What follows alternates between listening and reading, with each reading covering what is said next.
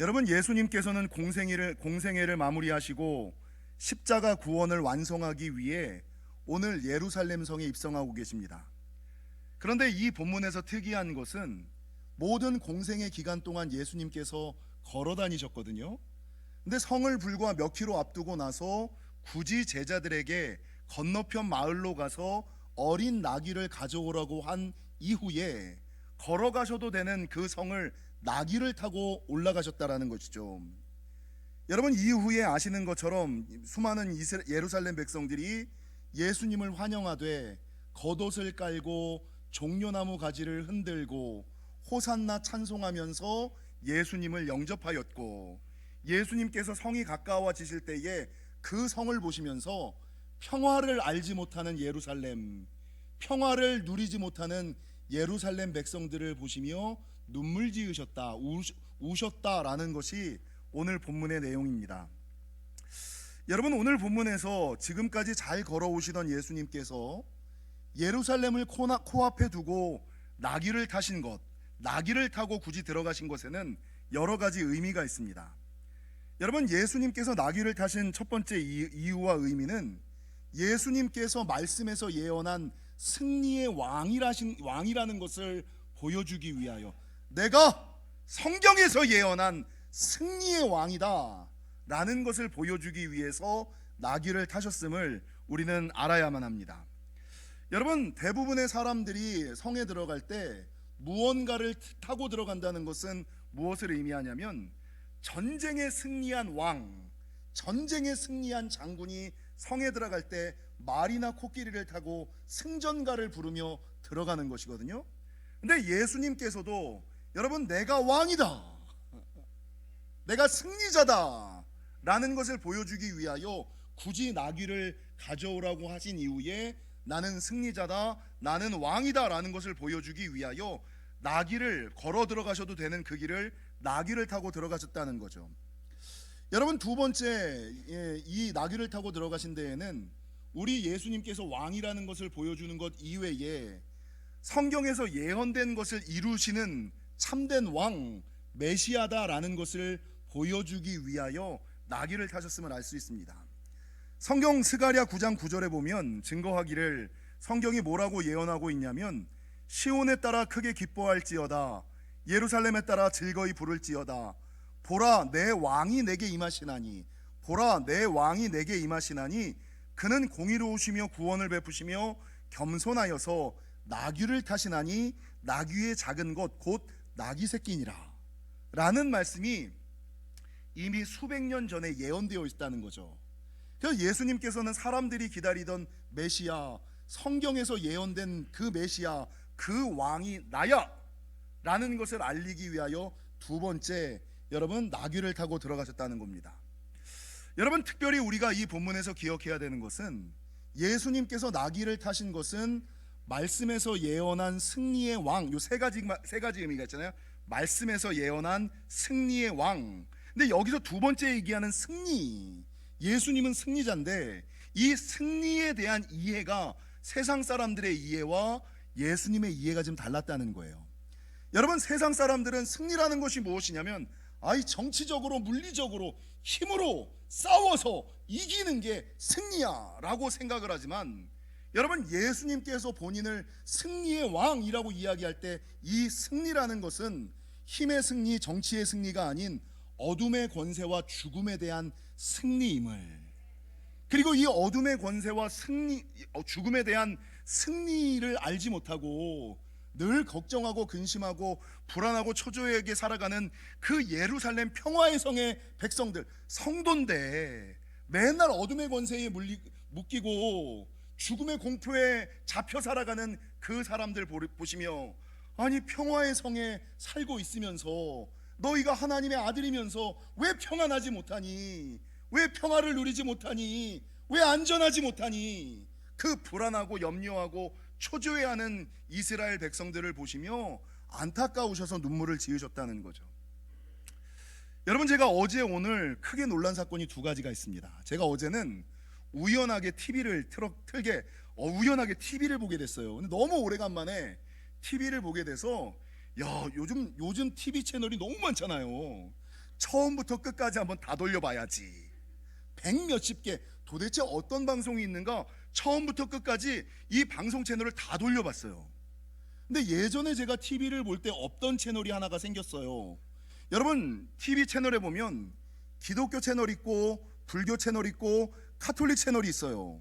그리고 그 다음에 원불교 채널이 있어요. 근데 그 다음에 요번에 채널이 하나 더 생겼더라고요.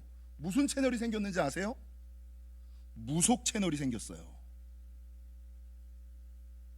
무당이 나와서 자기가 어떻게 무당이 되었는지, 자기가 얼마나 놀라운 일을 하는지, 이거에 대해서 사람들을 어떻게 돕는지, 귀신을 어떻게 섬기는지, 이거에 대해서 이야기하는 무속 채널이 나와서, 이야, 세상 진짜.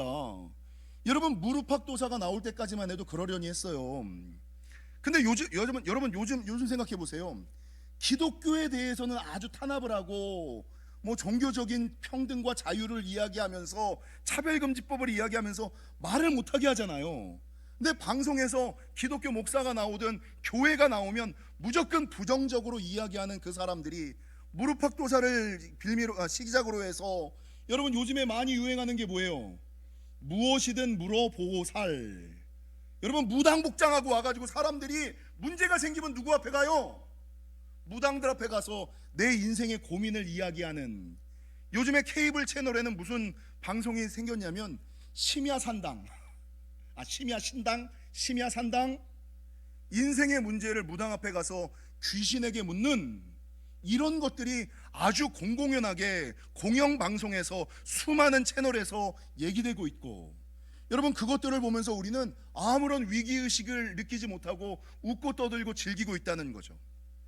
여러분, 한국의 무당의 숫자가 얼마인 줄 아세요?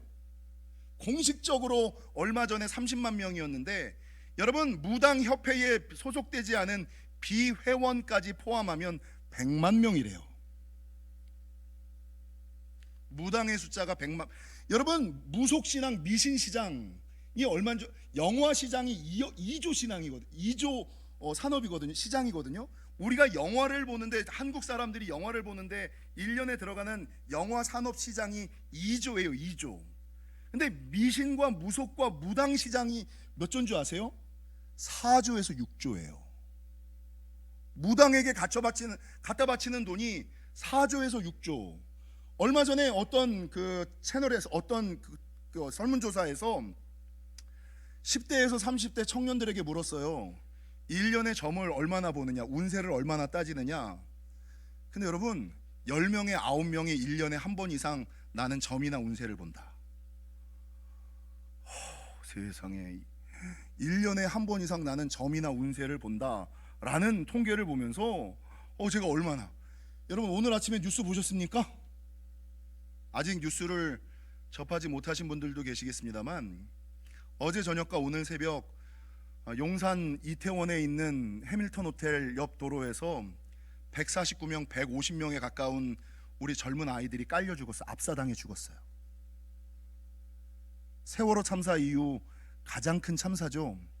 아니, 이 선진화되고 문명화되는 한국 도시 수도 서울 중심에서 150명이 깔려 죽는다고요? 그 아이들이 대부분 10대고요. 그 아이들이 대부분 20대고요. 여러분, 그 아이들이 왜 죽었을까요? 제가 새벽에 말씀을 묵상하다가 그 인터넷을 켰는데 그 신문에서 그 소식을 보면서 제 눈을 의심했어요. 대한민국 수도 서울 용산 이태원에서 지금 이 21세기를 살아가고 있는 이 시대에 우리 피 같은 10대 아이들, 20대 아이들 150명이 깔려 죽는, 압살을 당해서 죽는, 무슨 폭탄이 터지거나 뭐 재해나 산재가 아닌 그 아이들 150명이 사람의 발에 밟혀 깔려 죽는다고? 이게 있을 수 있는 일인가? 이게 있을 수 있는 일인가? 여러분, 제가 매년 이때쯤 되면 끊임없이 설교하는 것 가운데 하나가 뭐냐? 할로윈 데이를 좀 조심하라. 좀 깨어 있어라. 좀 분별하라. 여러분, 서구 사회에서는요, 메리 크리스마스라는 말을 못해요. 법으로 금지됐어요. 해피 할리데이, 캐롤을 못 틀어요. 법으로 금지됐어요.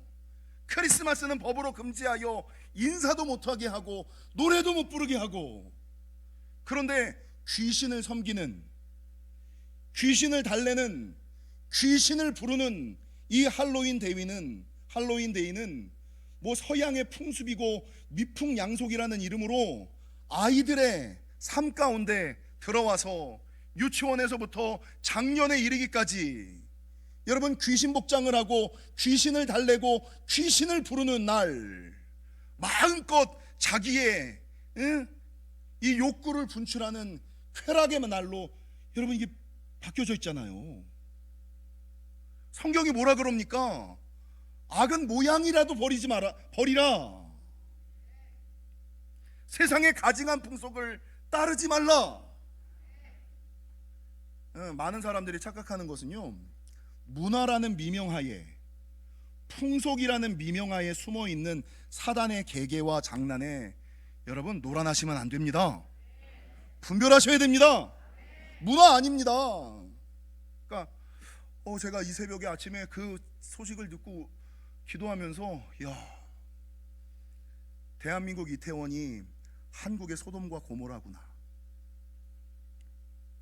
한국의 소돔과 고모라고. 아니, 귀신을 멀리하고.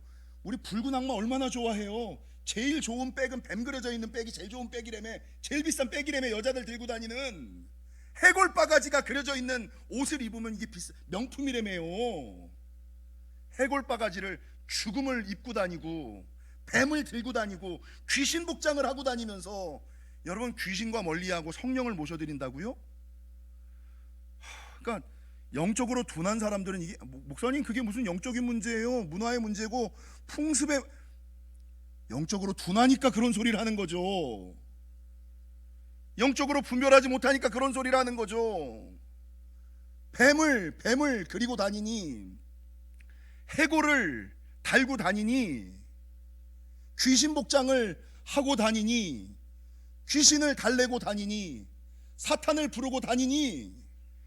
여러분, 오늘 본문에서 이스라엘 백성들은요, 예수님이 오실 때 겉옷을 깔고 종려나무를 흔들며 호산나 주여 구하옵나니 이제 구원하옵소서, 주님을 영접했어요. 주님을 모셔드렸어요. 근데 요즘 세대는 문화라는 미명하에, 풍습이라는 미명하에 주님을 모셔드리는 것이 아니라 사탄을 불러드리고, 그러니까 이 무당들이 하는 게 이거 귀신 불러드리는 거잖아요. 그러니까 위험한 일이 생기고 죽음이 가까워지고 어려운 인생을 살아가는 것 아닙니까? 사랑하는 성도 여러분, 귀신 옷 입고 귀신 달래고 귀신 불러들이며 살아가는 저와 여러분이 아니라, 여러분 겉옷을 깔고 종려나무를 흔들고 호산나 찬송하며 주님을 영접하시는, 귀신과 사탄은 좀 멀리 하십시오. 여러분, 망하는 사람들이 있어요. 주변에 보면 내가 보기에 나랑 친한 사람들 중에 망조가 든 사람들 있거든요. 그 사람들 가까이 하지 마십시오. 같이 망합니다. 같이 망하고. 그래서 망령되다, 이 말이 뭔지 아세요? 여러분, 사는 데는 문제가 안 돼요. 망령되다라는 단어가, 망하는, 망조가 든 사람들이랑 살다 보면요, 영이 망하는 거예요. 영이 망해서 세상에서는 아무렇지도 않아요. 근데 영이 망해서 문제가 생길 수 있다라는 것을 기억하시는, 아침부터 너무나 큰 사건, 아침에 눈 떠서 우리 교회 아이들 중에 거기 간 아이들 없겠지? 소식 없는 애들 없겠지? 연락 안 되는 애들 없겠지? 그 걱정하고 그 고민하다가 여기 올라온 거예요. 여러분, 두 번째, 예수님의 예루살렘 입성을 통하여 우리가 기억해야 되는 것은, 예수님께서 나귀를 타신 것은 예수님께서 평화의 왕이고 겸손의 왕이라는 것을 보여주기 위함임을 기억하시기를 바랍니다. 세상 사람들은요, 싸워 이기고 누르면 승리라고 생각해요. 근데 우리 주님은 뭐예요? 여러분, 성경의 진리 가운데 한 가지는 무엇이냐? 약한 자가 강한 자이고 낮은 자가 높은 자이고, 섬기는 자가 섬김을 받는 자보다 높은 자다라고 성경은, 약한 자가 강한 자고 낮은 자가 높은 자고 섬기는 자가 섬김을 받는 자보다 높다라고 성경은 진 거예요. 여러분, 하나님께서 사울을 선택한 이유가 뭐고 하나님께서 이스라엘 백성을 선택한 이유가 뭐예요? 하나님께서 이스라엘 백성을 선택한 이유는 이스라엘 백성들이 잘났었기 때문이 아니라 신명기 7장 7절에 보니까 뭐라고 증거하느냐, 여호와께서 너희를 기뻐하시고 너희를 택하심은 너희가 다른 민족보다 수요가 많기 때문이 아니니라, 너희는 오히려 모든 민족 중에 가장 적으니라. 가장 적은 민족이기 때문에. 여러분, 하나님께서 사울을 이스라엘의 초대 왕으로 삼으신 이유는 사무엘상 15장 17절에 보니까 사무엘이 이르되 왕이 스스로 작게 여길 때에, 왕이 스스로 작게 여길 그때에 이스라엘 지파의 머리가 되지 않. 그러니까 나는 작은 자야, 난 부족한 자야, 나는 모자란 자야, 난 주님의 은혜가 필요해, 주님의 능력이 필요해, 주님의 도움이 필요해. 자기를 약한 자라고 낮아지고 연약한 자라고 스스로 고백하고 하나님 인정하고 의지하고 나아갈 때에 하나님께서는 이스라엘을 선택하여 민족 중에 민족으로 삼으시고 사울을 선택하여 이스라엘의 초대 왕으로 삼지 않으셨습니까? 야고보서 4장 10절, 주 앞에서 낮추라, 그리하면 주께서 너희를 높이시리라. 누가복음 14장 11절과 마태복음 23장 12절, 무릇 자기를 높이는 자는 낮아지고 자기를 낮추는 자는 높아지리라. 그래서 여러분, 베드로전서 5장 6절, 그러므로 하나님의 능하신 손 아래서, 옆 사람 인사, 겸손합시다, 낮아집시다, 섬김 받으려고 하지 말고 먼저 섬기는 자가 됩시다. 하나님의 관점은 세상의 승리와 하나님의 승리가 다른 것처럼, 여러분, 하나님 나라의 부자는 베풀고 나누고 섬기는 자가 부자지, 움키고 갖고 누리고 이게 부자가 아니에요. 하나님의 관점과 우리의 관점이 전혀 다름을 기억하시고 참된 승리자, 참된 평화, 참된 겸손의 사람 되시기를 주님의 이름으로 간절히 축원합니다.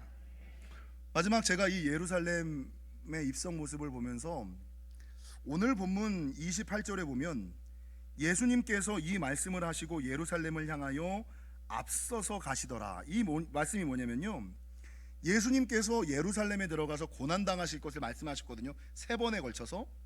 야, 내가 예루살렘에 가는 것은 고난당하기 위하여 가는 거야, 모욕당하기 위하여 가는 거야, 어려움 당하기 위하여 가는 거야, 십자가 지러 가는 거야 라고 제자들에게 3번 순환을 예고하셨어요. 그러니까 예수님께서는 자기가 예루살렘에 들어가면 어떤 일, 내가 맞을 거라는 것을, 침뱉음을 당할 것이라는 것을, 십자가에 달릴 것이라는 것을 분명히 알고 계셨다는 거죠. 그러니까 보통 인간적으로는 내가 저 직분 맡으면 욕먹을 텐데, 내가 저 앞에 나가면 사람들이 수근수근 거릴 텐데, 그러면 사람들은 가려고 하지 않는다는 거죠. 근데 오늘 본문 28절에서 예수님은 자기가 예루살렘에 들어가서 고난을 당하시고 십자가를 지시고 수많은 사람들에게 손가락질과 모욕과 모멸을 당하실 것을 아심에도 불구하고 28절 하반절에 보니까 어떻게 가셨더라고요? 앞서서 가시더라. 고난을 당해도, 모욕을 당해도, 오해를 받아도 그래, 뒤로 물러서면 안 되지. 유다 지파의 신앙을 가져야지. 하나님 나라 일은 제일 먼저 앞에 서야지. 앞장서는 게 복이지. 세상의 처세술처럼 대충 중간에 서서 눈치 보다가, 이건 세상의 방법이고 세상의 처세지, 세상의 관점이지. 그래, 앞서가야지. 예수님께서는 그 고난의 현장에 앞서서 가셨다는 거예요. 제자들 먼저 들여보내고 천천히 마지못해 올라가신 것이 아니라 앞서서 가셨다는 거죠. 여러분, 제가 이 본문의 말씀을 보면서 떠올렸던 것이 누구냐면 구약 성경에 나오는 벳세메스의 암소. 벳세메스의 암소 다 기억하시죠? 사무엘상 6장 10절에 보면 하나님의 법궤가 블레셋에 빼앗겼어요. 근데 이 블레셋의 법궤를 이스라엘로 가지고 올라올 때 사무엘상 6장 10절에 보니까 암소에 지워서 법궤를 가지고 올라갔어요.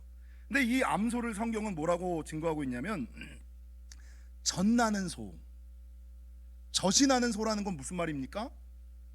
이제 갓 출산했다는 얘기죠. 젖 먹는 송아지를 두고 있다는 소라는, 어미소라는, 암소라는 뜻이에요. 근데 이 젖 나는 소, 송아지를 집에 두고 온 소, 젖이 마르지 않은 암소, 이 암소가 사무엘상 6장 12절에 보면 여러분, 법궤를 지고 이스라엘로 올라가 자기가 제물이 될 거라는 거, 자기가 목숨을 잃을 거라는 거 뻔히 알지만 성경은 뭐라고 증거하냐면 대로로 가며 갈 때에 좌우로 치우치지 아니하였고, 안 가려고 힘쓰고 애쓰고 막 땡깡 부리는 게 아니라 대로로 가며 빠른 길로 갔다는 거예요. 가면서 뒤에 두고 온 이 송아지, 자기 자녀, 자식, 물질, 권력, 이것들 돌아보지 않고 대로로 가며, 이 좌우를 보면 이 시험에 드니까 대로로 가며 좌우로 치우치지 아니하고 하나님의 법궤를 가지고 묵묵히 예루살렘으로 올라가요. 그리고 아시는 것처럼 제물로 쓰임 받죠. 여러분, 이 사무엘상 6장의 베스메스의 암소와 자기가 고난당할 것을 아시면서도 예루살렘에 올라가실 때 앞서서 가셨던 예수님의 모습 가운데서 우리가 하나님의 일을 어떻게 감당해야 할지 아시겠죠? 무엇이 하나님의 방법인지 하나님의 생각인지 적당히 눈치 보다가 중간이나 맨 뒤에서 마지못해 따라가고 찔러야 올라가는 그런 신앙이 아니라, 여러분, 대로로 치우치지 아니하며 좌우로 치우치지 아니하며 앞서서 순종하며 묵묵히 걸어가는 예수님의 순종의 신앙, 베세메스 암소의 신앙, 그게 하나님이 원하시는, 죽으면서까지 옆 사람의 인사, 순종은 이렇게 하는 겁니다. 하나님의 일은 이렇게 하는, 야, 하나님의 일은 이렇게 하는 거야. 순종은 이게 순종이야 라는 것을 예수님께서 예루살렘 입성을 통하여서 우리에게 보여주고 계시다는 겁니다. 사랑하는 성도 여러분, 바라는 것은 우리 예수님은 말씀이 예언한 승리의 왕이심을 깨달으시고, 우리도 그 옛날 예루살렘 백성들처럼 현대를 살아가는 영적으로 둔감한 귀신 옷을 입고 귀신을 부르는 사람들이 아니라, 여러분, 겉옷을 깔고 종려나무를 흔들며 호산나를 외쳤던, 예수님을 영접했던 예루살렘 백성들처럼 예수님을 영접하시기를 축원하고요, 나아가서 그 예수님을 우리 안에 영접함으로 말미암아 어둠의 권세와 죽음에서 승리하여 하나님의 백성으로서의 평화, 평안, 기쁨, 안정을 누리시며 살아가시는 베세메스의 암소와 같은 순종의 믿음 되시기를 주님의 이름으로 간절히 축원합니다.